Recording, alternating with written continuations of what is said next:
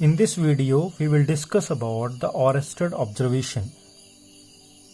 Oersted once he was doing an experiment in his class.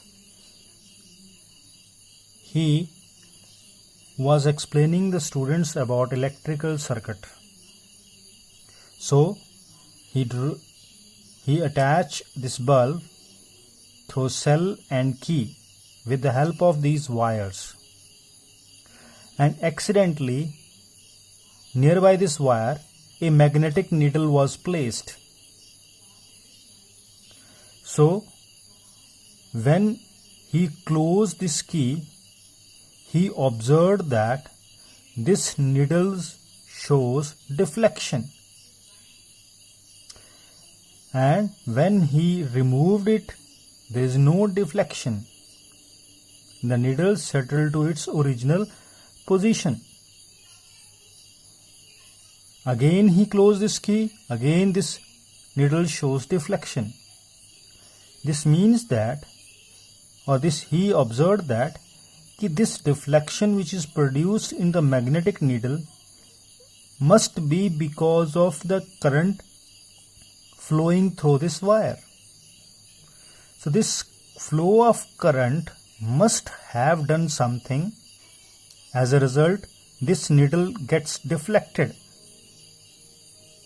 We also know that magnetic needle will be deflected only when it is placed nearby the magnet or placed in a magnetic field. So it directly indicates that a current carrying conductor must have produced this magnetic field, and because of this magnetic field of current carrying wire must have deflected this needle. So the Oersted drew this conclusion that a current carrying wire produces a magnetic field.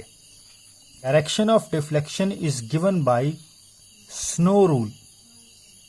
That is, if the current is flowing from south to north, then north pole of the magnetic needle is deflected towards the west. See here, in this example, suppose here is the direction of current, that is from south to north. And if I place a magnetic needle,